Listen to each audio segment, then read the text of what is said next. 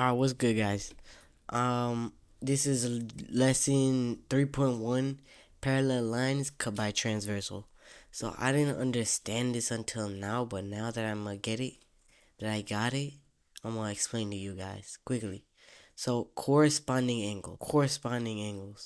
So what are corresponding angles? So corresponding angles, you see, are these two, 2 and 6, 1 and 5. You see those, right? They're on 2 and 6. They're on the same side, on the same line, right? So there's on this side, it's on this right here. If you flip it, 4 and 8 are also corresponding. You see they're on the same side. 3 and 7 are also corresponding. So if you see here, these two, there's four pairs of corresponding angles in this parallel lines cut by transversal. So 7 and 3, 8 and 4, 1 and 5, and 2 and 6. So alternate interior, you could think of it as opposites. But what's the interior? So you could think of alternate interiors as this alternate interior. This is your interior. In between these two lines right here, you see where my cursor is. This one and this one in between, that's the interior. Anything else, the green is the exterior.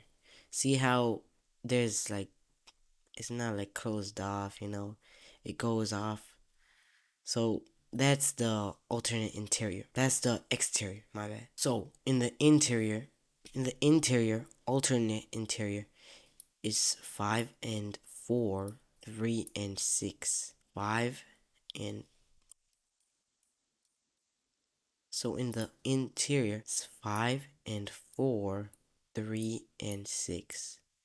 See, I'm color coding it so it's easier to understand. 3 and 6, since they're alternate, they're opposite, you could say. 4 and 5, they're also opposite, but they're equal to each other. So corresponding angles also are equal to each other. They have the same angle. Alright. Now that we know what our alternate interior angles are, what about the exteriors, right? So exteriors are at the outside. Remember, these are on the outside, you see? These in the green. So this area that I'm shading in is in the green, is the exterior. Now that we know that, you see opposite sides, they're the equal to each other. 1 and 8, 7 or 2.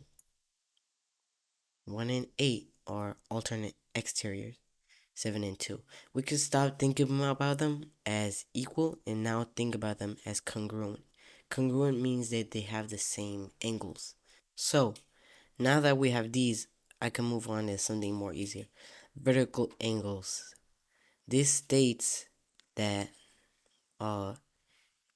see these two lines, they're intersecting. See those two lines intersecting?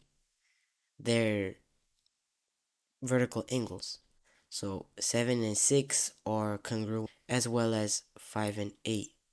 If you see there's another pair, 1 and 4, and 2 and 3. So these are vertical angles. So for the last few, consecutive interior. We already established that this section is the interior. So now we could just say that angles 5 and 3 are some 180. Because if you see, let me rotate it. I was not able to rotate it. So if you see here, it's like a straight line. And we already know that straight lines are equal to 180. So 3 and 5 are sum to 180, as well as 6 and 4. 4 and 6 are also summed to 180. Our last one is consecutive exterior. So this one states that 1 and 7 are sum to 180.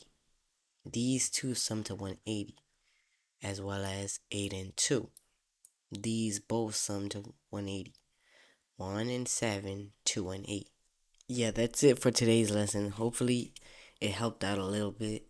It's kind of basic review, but it helps. It helps me memorize what it is. It's not really for so.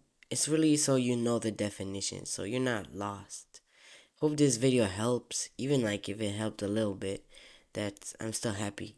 So hope you guys have a good day.